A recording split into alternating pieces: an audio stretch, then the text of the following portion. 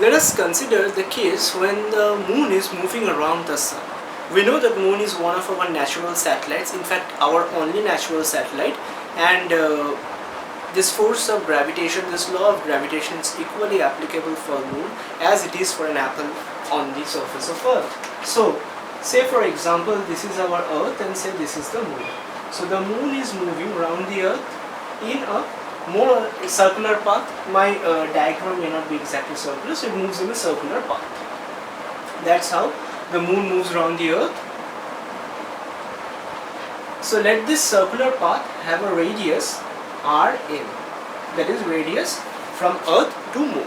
What is the value of this radius Rm? Well, the value of the radius is 3.8 into 10 to the power 8 meter.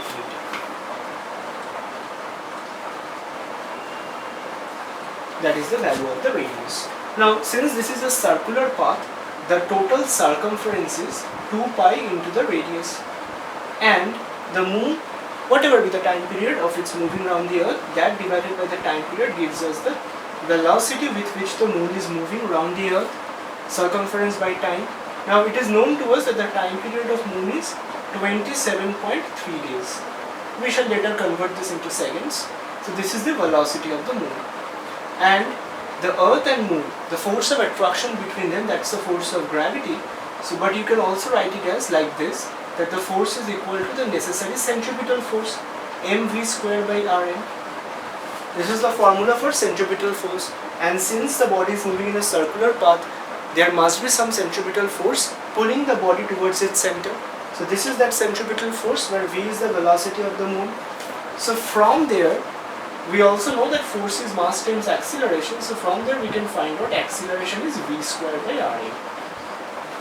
This is the acceleration, the centripetal acceleration that the moon feels. So therefore that value of acceleration is equal to 2 pi radius of moon by time whole square, that is this v here, divided by the radius. So it is 4 pi square rm by t square. This is the value of acceleration. We shall calculate it. And the time is 27.3 days. Each day has got 24 hours. Each hour has 60 minutes. Each minute has 60 seconds. So we are finding out the acceleration in meter per second square. Let us find out what is the value.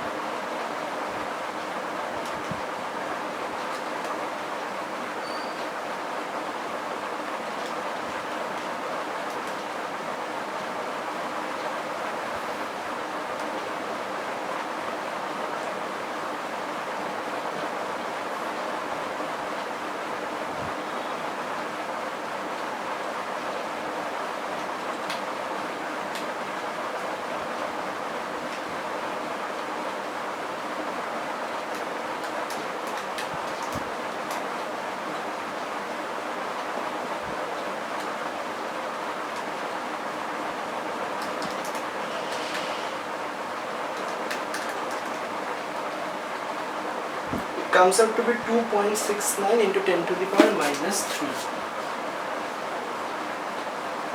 2.69 into 10 to the power minus 3 meter per second square. So in decimal, that is equal to 0.0027 meter per second square.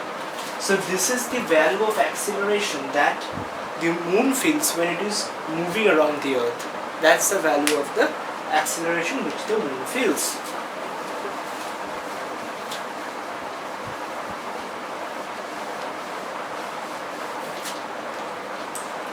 So if I am a human being standing here on the surface of earth, the acceleration that I human feel is 9.8 meter per second square, and the acceleration that the moon feels, that is equal to 0.0027 meter per second square, as we found out.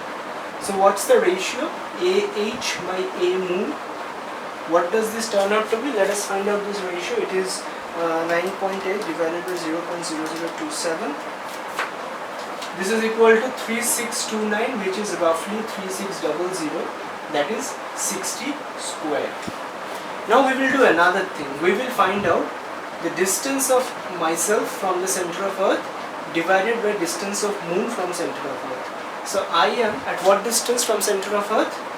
6400 into 10 to the power 3 meters, that's the radius of earth. 6400 kilometers. And how far is the moon? 3.8 into 10 to the power 8 meters. So what does this turn out to be?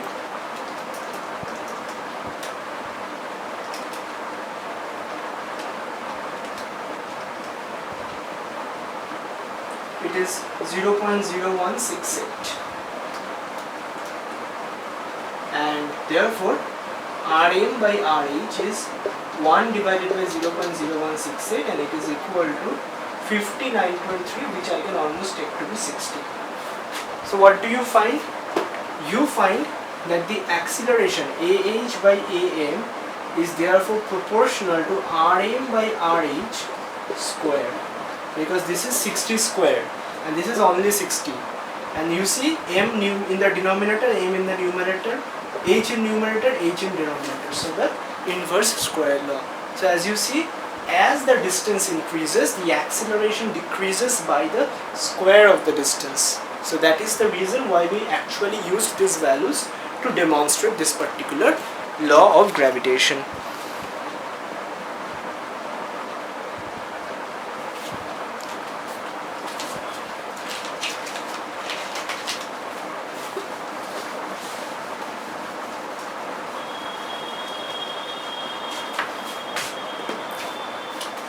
Now suppose this is my earth, this is the center of the earth, and I am standing here on the surface of earth. Fine. Then what is the force acting? The force between my center of mass and the center of gravity of the earth. This force is the force of gravity between us. But at the same time, we know that when we stand on the surface of earth, we always feel a weight W, which is equal to mg, downwards towards the surface of the earth, right? We call it to be the weight. So there are actually two manifestations of the force that we actually call to be our weight, that's nothing but the force of gravity with which the earth attracts us. So that is equal to g, mass of earth, into our mass divided by the radius of earth squared. This is the force of gravity and this is what is the weight. So g m dot n by r dot square is equal to mg. Cancelling the m's, we find that the acceleration due to gravity is g times mass of earth divided by radius of earth square. If you plug in the values of 6.67 into 10 to the power minus 11, mass of earth as 6 into 10 to the power 24 kg and radius of earth as 6400 into 10 to the power 3 meters, this value turns out to be 9.81 meter per second square. So what we find out as the acceleration due to gravity, the value that we already know, it can simply be found out using this analogy, that the weight which we feel when we stand on the surface of the earth is actually the force of gravity acting on us.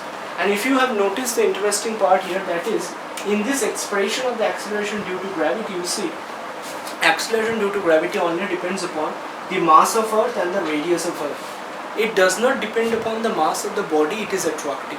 So whether it is me, or whether it is a feather of a bird, or whether it's a big iron ball, each and every of this object will be accelerated with the same value by the earth. It only depends upon the parameters of the planet as a whole, that is, what is the mass of planet, what is the radius of planet. If you are on a different planet with a different mass and radius, the value of g might change. But here on earth, the g is same for each of us, whether I am a human being, whether it is an inanimate object, whether you're a fish or a bird, it remains the same. And that is the famous experiment that was conducted in moon by the Apollo mission. So the Apollo guys conducted an experiment. They dropped a hammer and a feather simultaneously, and they found that when they fell on the ground, they reached simultaneously. On Earth, this does not happen, because on Earth we have the atmosphere around us, the air, and whenever there is air, there are two phenomena that happens. One of them is the viscous drag, the other one is the buoyancy effect. Now due to the viscous drag and buoyancy effect, heavier bodies reach the surface of the earth earlier than the lighter bodies.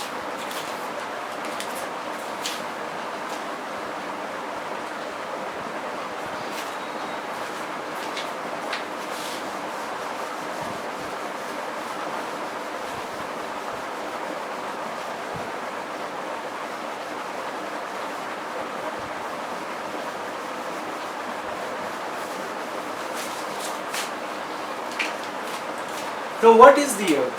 The earth is spherical in shape, we know this. It is a spherical body in shape which is having a radius r. What is the volume? The formula for volume of a sphere? Volume is 4/3 pi r cube. Therefore, we can say that the density of earth is equal to mass of earth divided by the volume, which is 4/3 pi re cube. We already know the value of mass and we know the value of radius of earth. So this is 6 into 10 to the power 24 and this is 6400 kilometers. You plug in the values, you will find out the value of density of earth. You can do this at your home and you shall find out that the exact value for the density of earth turns out to be 5.5 into 10 to the power 3 kg per meter cube. This is the value for the density of the earth, 5.5 into 10 to the power 3 kilograms per meter cube. You can actually check it for yourself at your home by plugging in these values.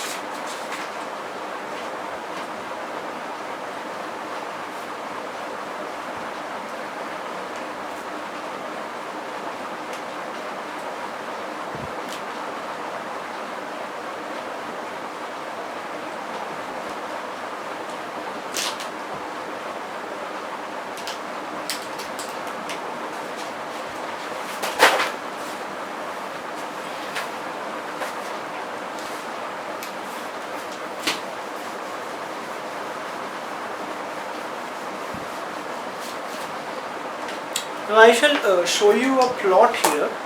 This is a plot of the density.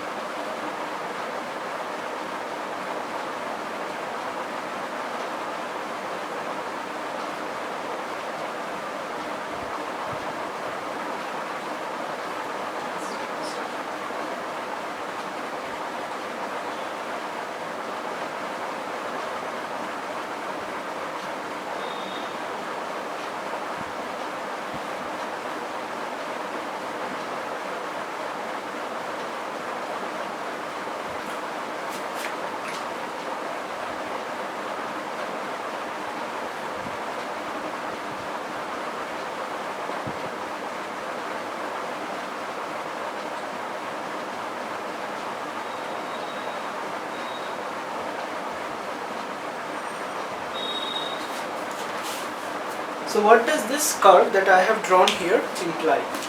Well, just now I showed you that the density of earth is 5.5 into 10 to the power 3 kg per meter cube.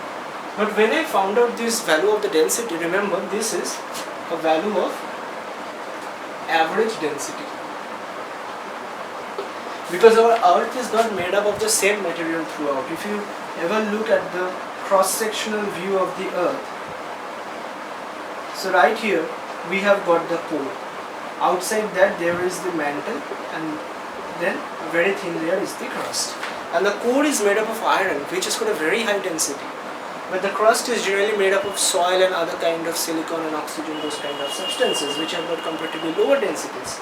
So this is the plot of the density. If you see the distances in the order of 10 to the power 6 meters, like here you are at the center of earth, and as you come towards the right hand side you are near the surface of earth. So this is the how the values of densities vary. This is the region of the core, the inner and the outer core, and this is the region of the mantle. So near the mantle, the value of density is around 5 into 10 to the power 3 kg per meter cube, which we found out. But if you go into the core, the value is as high as 12 to 14 into 10 to the power 3 kg per meter cube. And if you come to the crust, the value is something like 3 into 10 to the power 3 kg per meter cube.